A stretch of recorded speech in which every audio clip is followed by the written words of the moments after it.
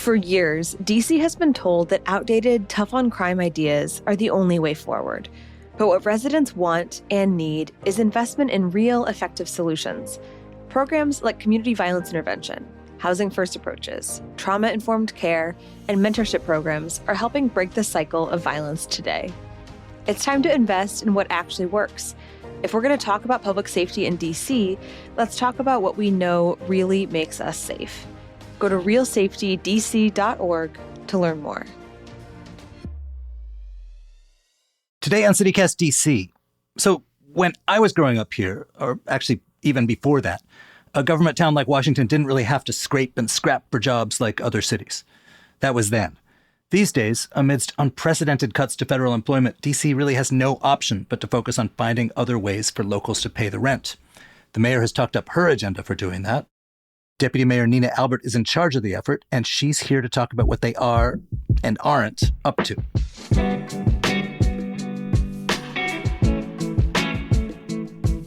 Today is Tuesday, October 14th. I'm Michael Schaefer, and here's what DC's talking about.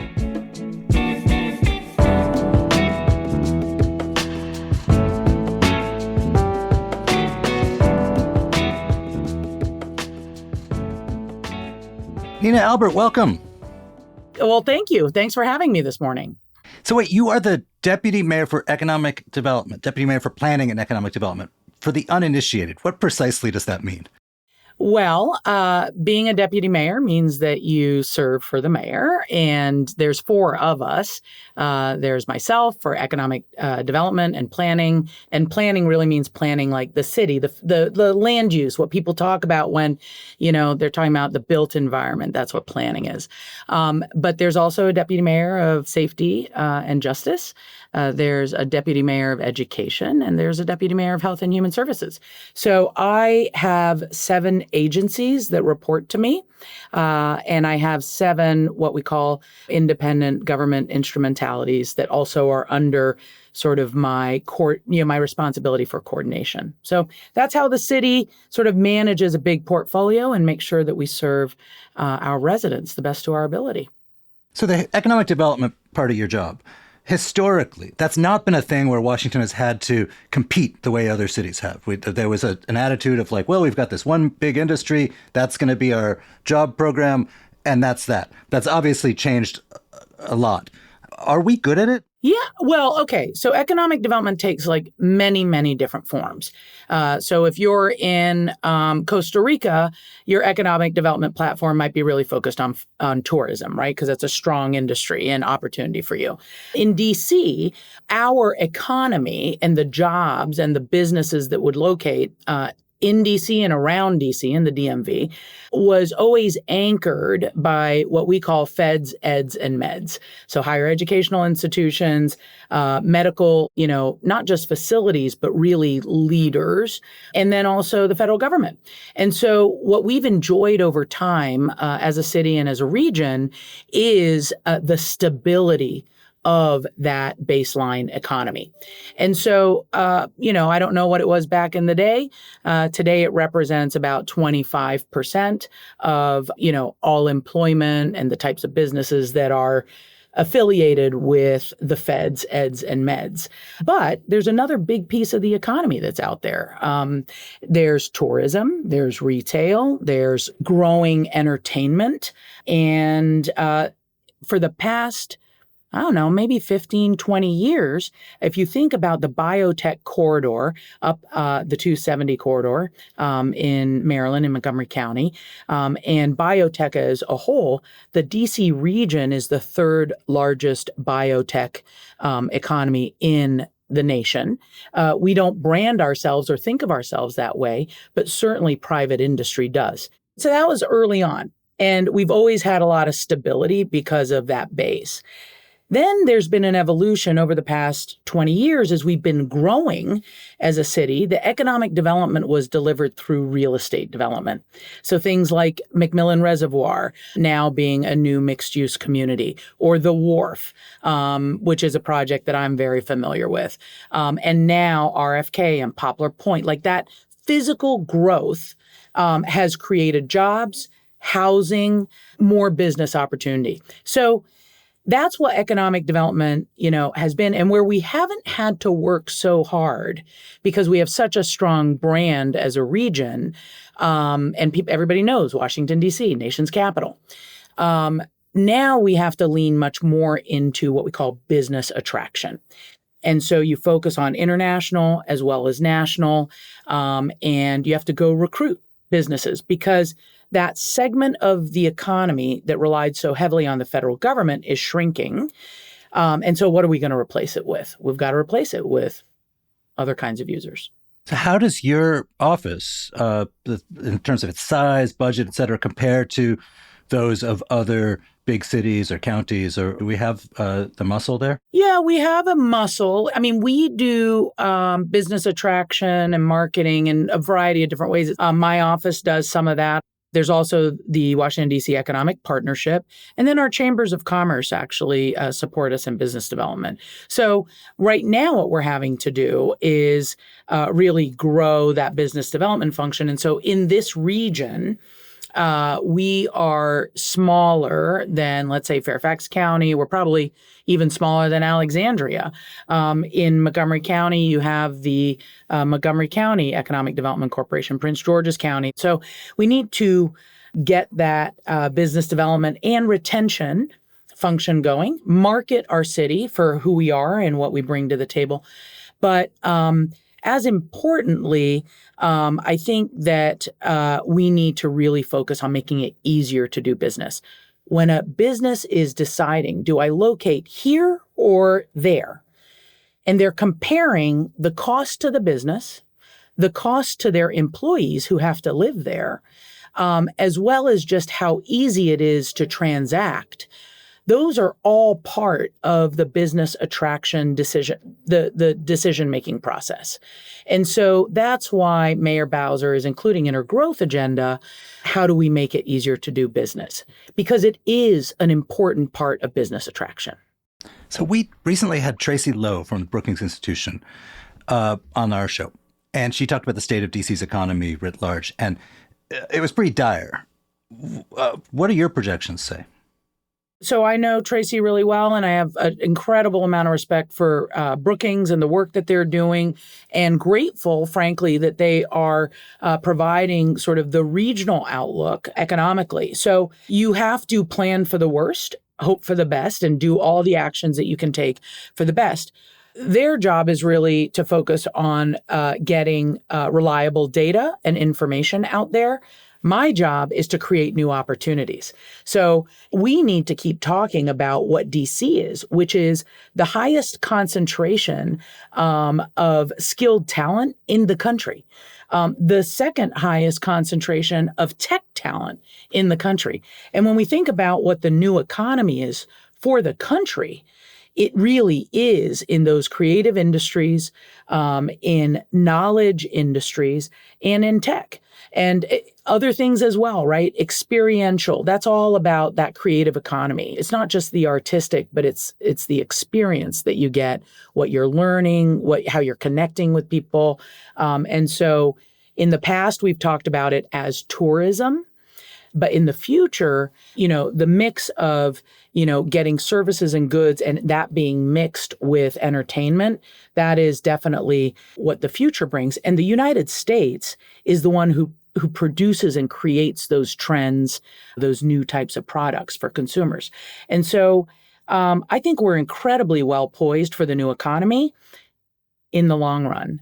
What we have to do right now is figure out how to make sure that people who may be laid off, restaurant workers, construction workers, while, things are sort of on pause, that we are caring for our people and providing for them so that they have stability in their lives, so that they can make it through to, whether it's the next 3 months, 6 months, or a year, that they can make it through and know that DC and the DC region is going to have opportunity for them.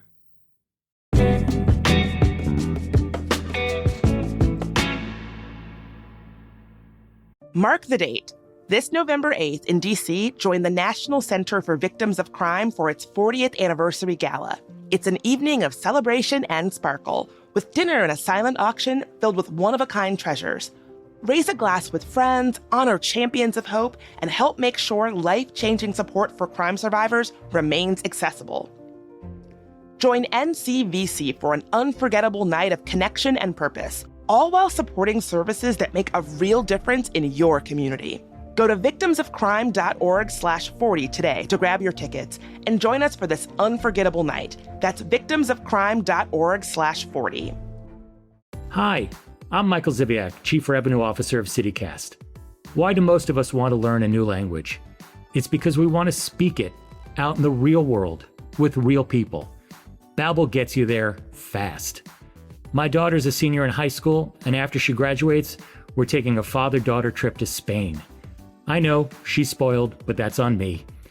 I'll be honest, my Spanish right now is pretty much tops out at ¿Dónde está la biblioteca? But when we get there, I want to actually talk to people, order food, and really connect with the locals, not just stumble through the basics. That's why I'm starting with Babbel.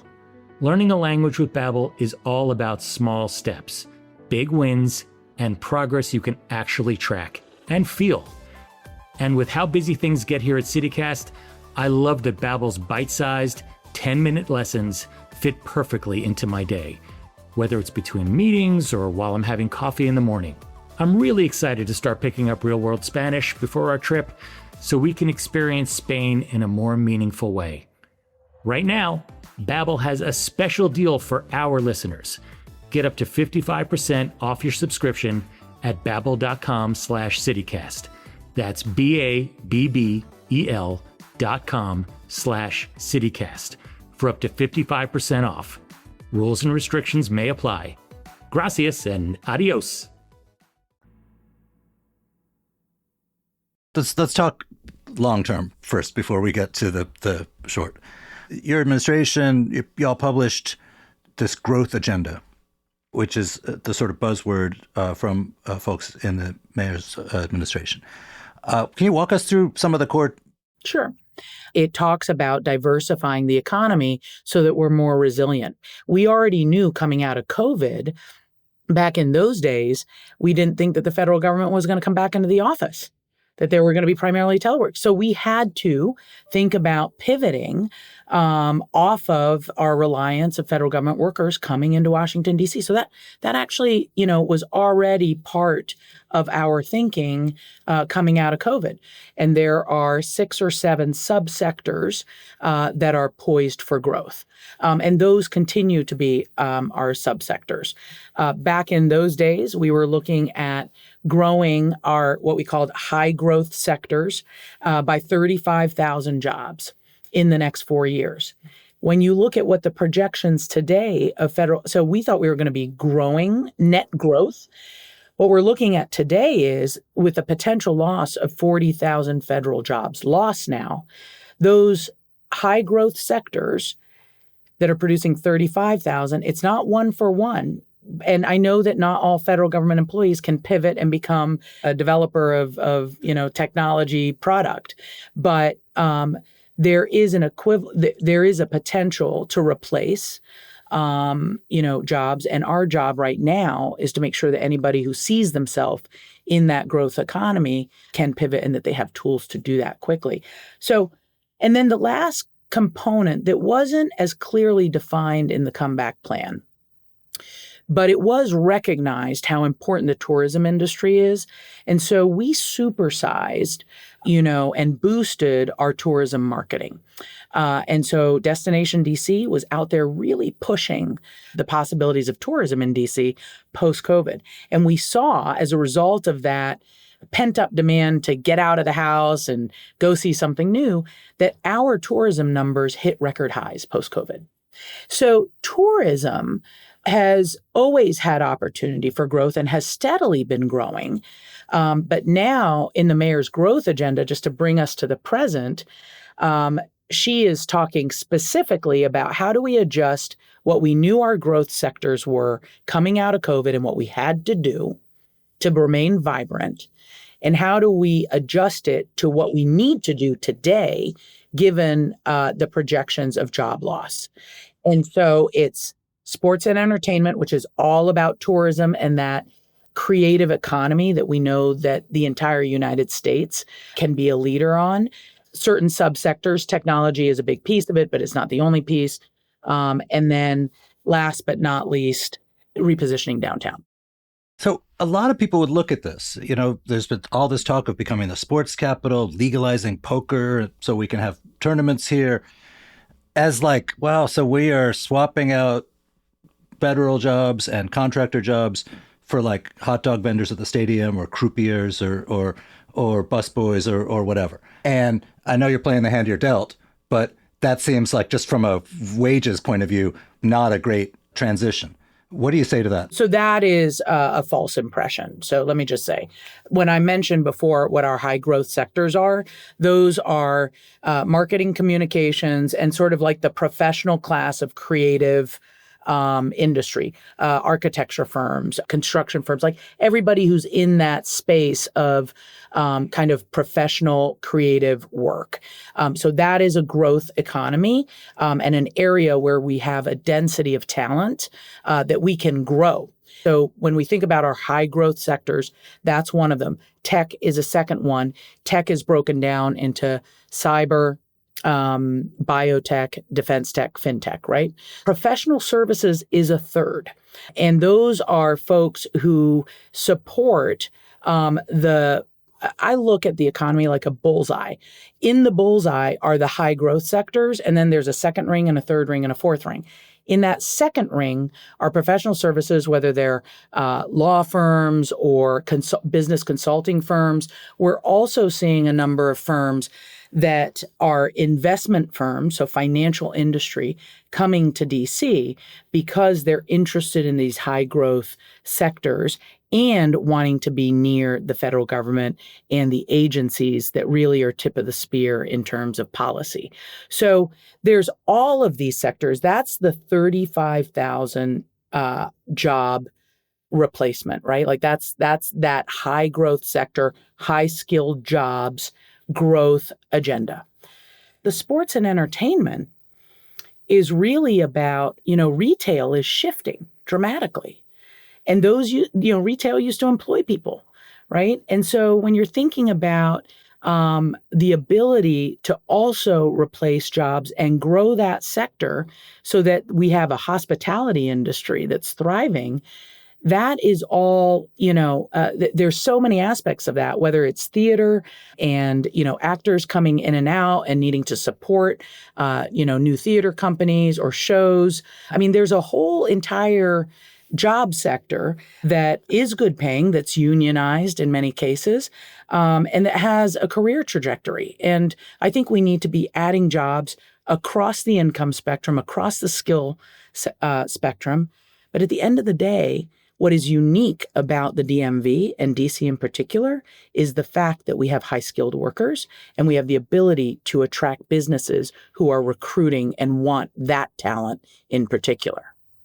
So one of the other arguments in favor of this investment in things like sports and facilities for them is that they can leverage, you build a stadium and that will leverage a neighborhood into being, that you'll get residential and retail and entertainment and whatever, which is why the delay in the neighborhood surrounding RFK landed like a gut punch, I think, for a lot of people. Why is that delayed? It's not delayed. Everybody has to understand that the stadium has a deadline. It's 2030. It's immovable. We have to meet that deadline. And so that's kind of a thing. But the entire RFK site is unzoned. And before you can have mixed-use development, you have to zone it. So we have to go through a planning and a zoning process. We always thought we would have to do that.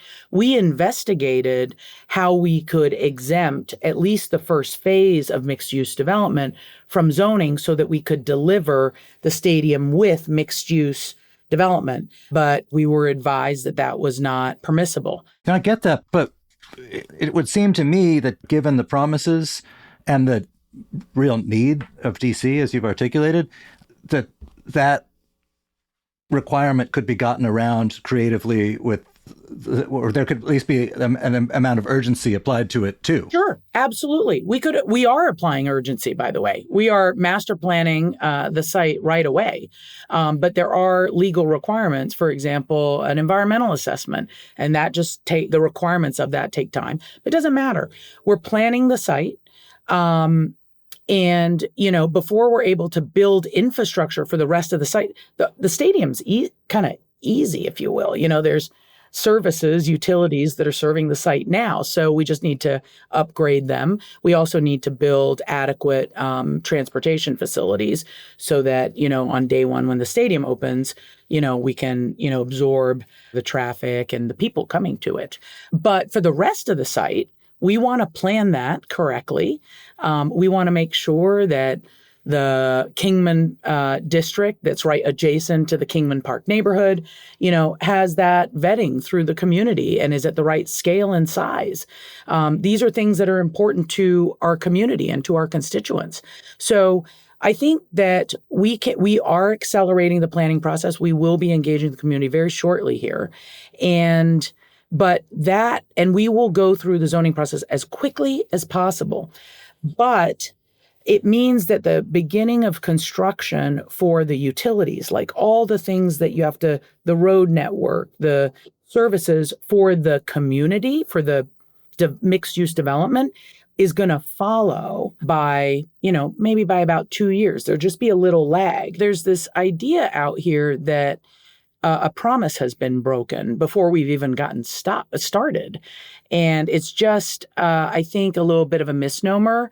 I think the idea out here is not so much that a promise has been broken, but that here we go again, that it's impossible to get anything built in blue places, because there is so much agita, so much zoning, so many pauses for community impact, so many places where so many sort of cataracts it has to get through. And I realize that the ownership of that site means that the things the stadium had to get through are different than the things the neighborhood has to get through. But people sort of see, something for us, it's going to go through all this stuff like it always does in blue places, and something for them on the federal land, not so much. And I know the mayor has talked a lot about her proposals saying we're going to cut red tape. Yeah.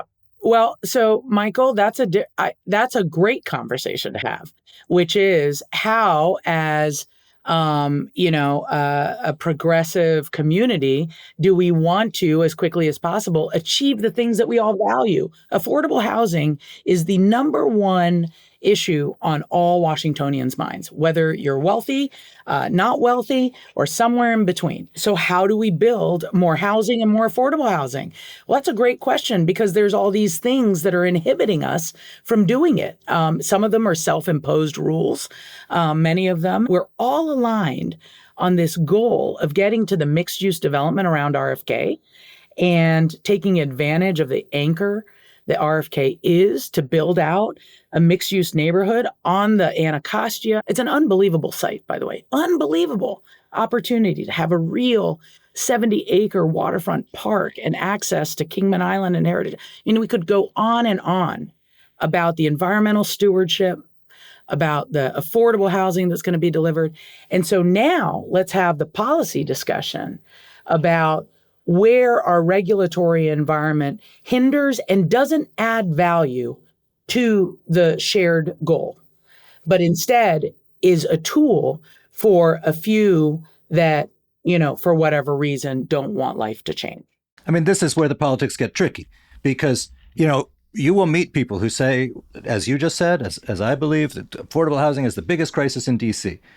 But we also need to protect the environment, or we also need to ensure equity in who gets the construction work, et cetera. Which is just to say that one person's red tape is another person's essential component. And that, I assume, makes this moment kind of tricky. How do some of the red tape that may get cut are some of the green building requirements. How does the administration handle the politics of that? I know you're not on the politics end, but I imagine it's true every day. Well, Mayor Bowser always says that we can have it all.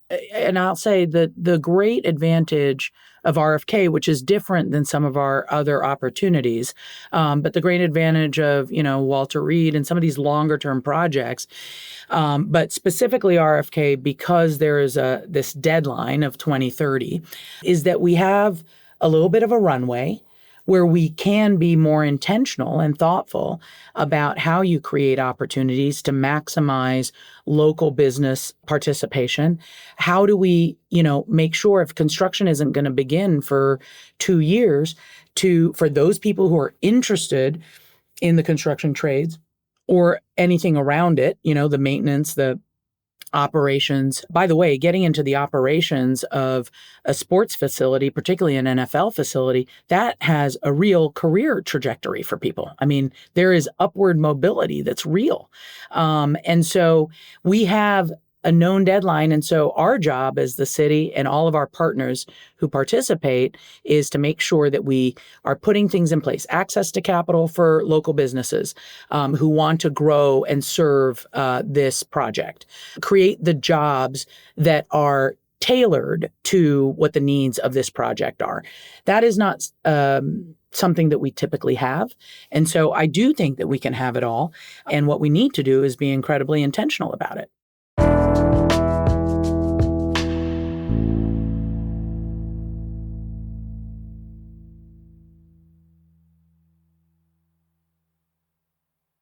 You are just pivoting to sort of DC in the era of Trump. You are yourself a veteran of the GSA, the General Services Administration, the federal government's real estate arm.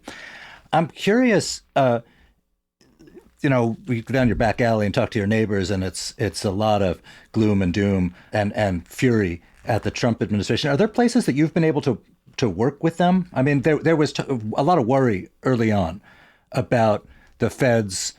They're going to dump a ton of buildings all at once, and it's going to collapse the real estate industry here. That seems not to have happened. Are there conversations that have gone on about that?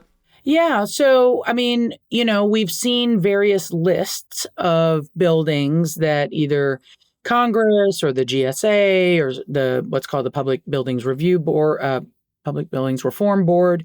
These are different entities, and they have, different ideas about which buildings are needed and which buildings are not needed.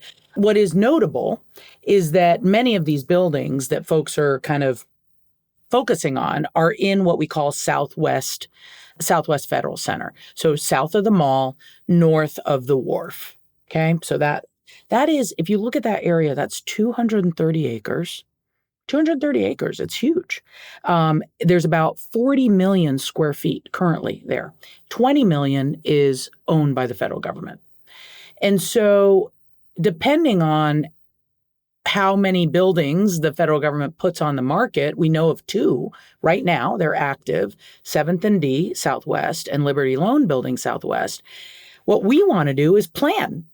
Let's plan what this new neighborhood is. Because if you go to Southwest DC, you go to L'Enfant Plaza, you're very disoriented, right? You don't really know how to walk the streets and discover something new. But the reality is you're only a block away from the Smithsonian Castle and 2 blocks away from the wharf.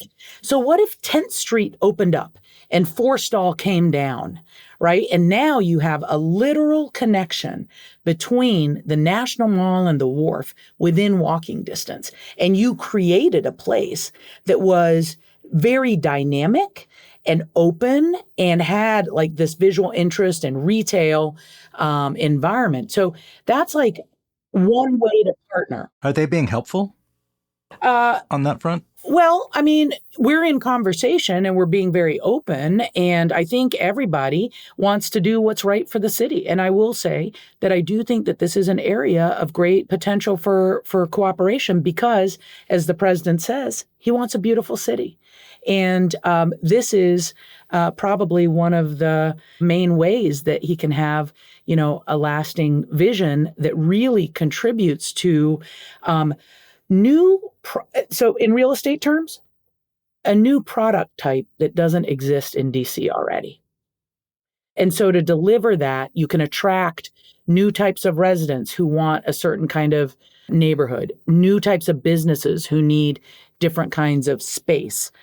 So there's something really dynamic there that I think could be an opportunity to partner. So you and I are talking a week plus into federal shutdown.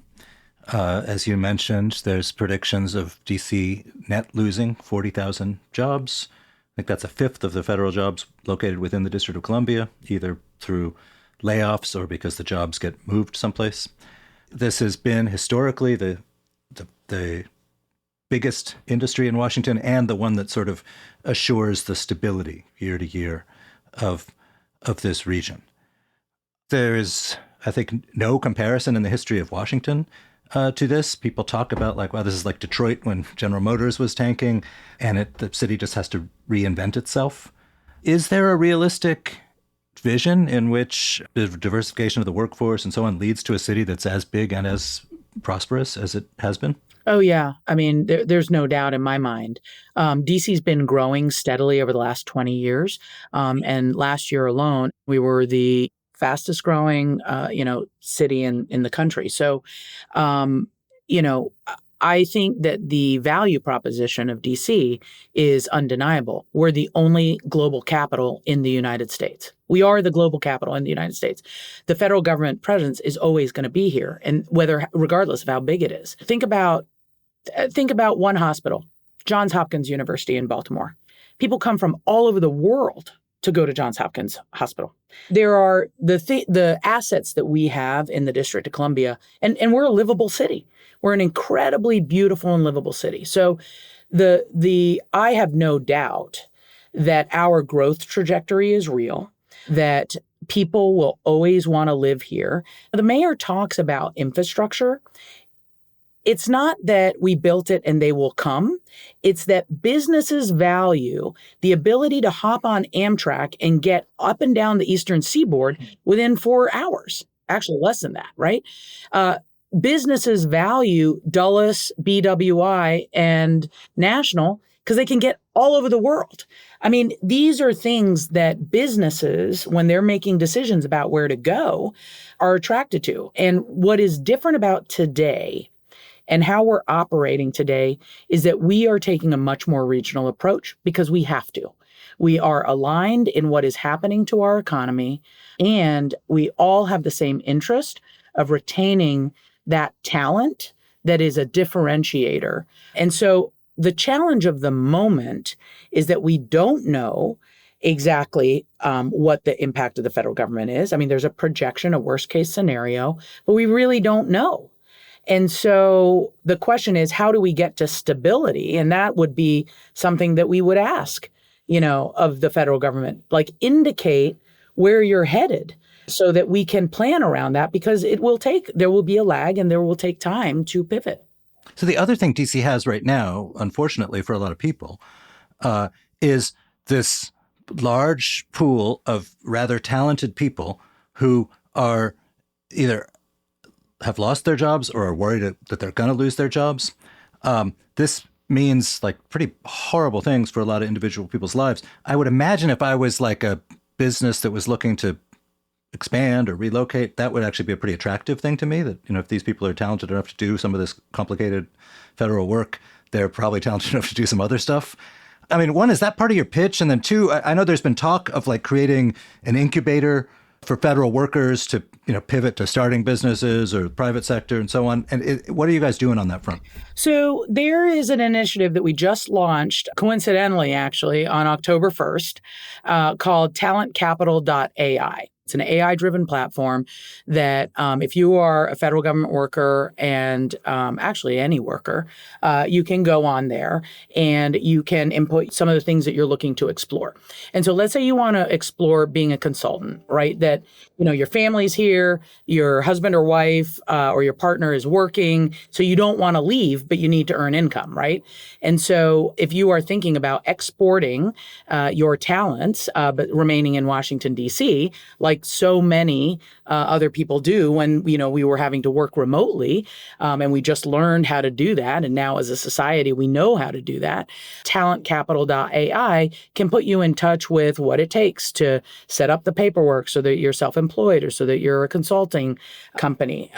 It also provides jobs. It also helps you think about if you're going to do a startup as opposed to being an individual consultant. So all of those tools are available. We will work as hard as possible to get to attract those businesses that want to be in the district. But I will be very candid that that's going to take some time. Corporations don't make and businesses don't make decisions like, in a week. It takes them, they got to go figure it out. And does this make sense? And are we going to grow right now? And blah, blah, blah. This is like a COVID situation, potentially, right?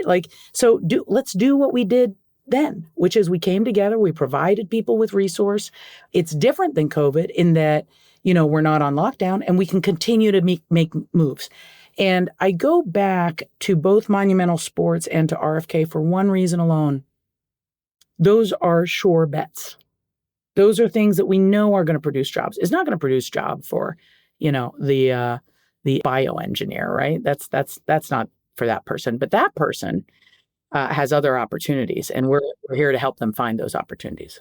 A lot of sports economists say that's not the case. I mean, yes, obviously there will be people to sell hot dogs at the stadium or operate the scoreboard or whatever, but that in cities with new stadium projects have not led to big job growth.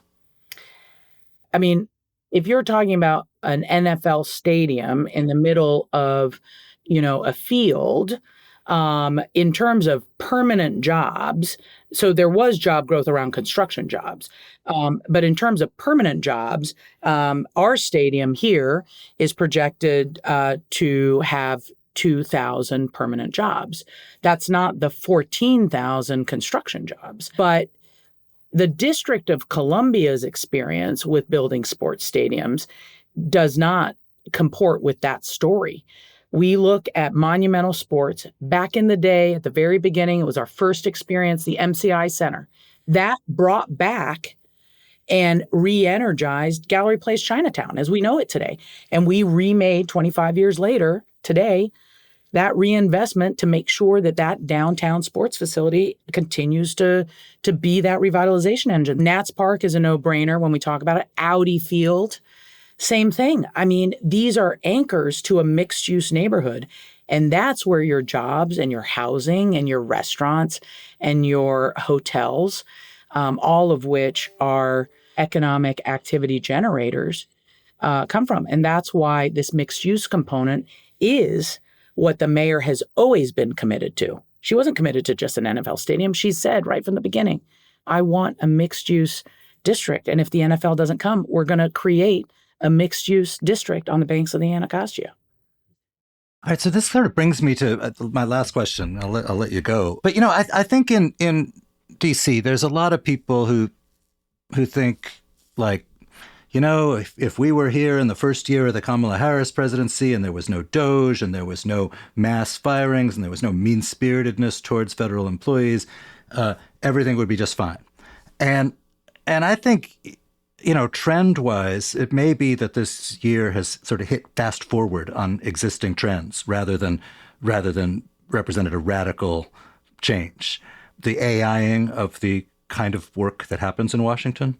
And the longer term trend of the city's chief financial officer has talked about this, of the city's change in the city's tax base, that it has become more reliant over the years on income tax, which is to say people who live here. That's great because it means this place we live has a lifestyle that it attracts people. On the other hand, people, unlike a commercial real estate building, a person can decide like tomorrow that they're going to move to Kentucky. And I guess that puts a lot more pressure on the government, on you, to ensure that this is a place that people actually want to live, which is, of course, tougher to do when your tax base is uncertain. Well, I'll say a couple different things. First is that the trend of the federal government, both employment presence in D.C. as well as shrinking real estate footprint, has been going on for over a decade, right? Like there's been downward trends. The number of business startups and kind of new business licenses in the District of Columbia over the last 10 years has been increasing dramatically in private. It's all been, kind of private companies that have been coming here. So that work was happening, and that trend without intentional effort was already occurring naturally pre-COVID. Just being politically agnostic, if there had been a different outcome to the election, would we be still facing high telework rates and still be focused on how do you pivot downtown? So there's all kinds of what ifs. But I think that, the underlying truth is that people want to live in D.C. The mayor coming out of COVID said, why can't we be the city that provides the housing that's affordable with all of the amenities of our beautiful city and be the place where people telework from? They live here and, they're teleworking, and working, across the country. So that was the conversation, 2 years ago. And I think that the accelerated pace and the lack of knowledge about either when it's going to slow, stop, or what the plan is, that is what's complicated about this moment. It's that uncertainty. But our job is to start creating opportunity and accelerating that and bringing the entire arsenal within the district government's toolkit to the table. If that's cutting red tape, making it easier for business, creating a tax structure that attracts businesses here, even if it's for a 10-year period, right? Even if that's kind of for a set time, that's what we got to do to change the conversation. Hey, Nina Albert, thank you so much for being here. Thanks for having me.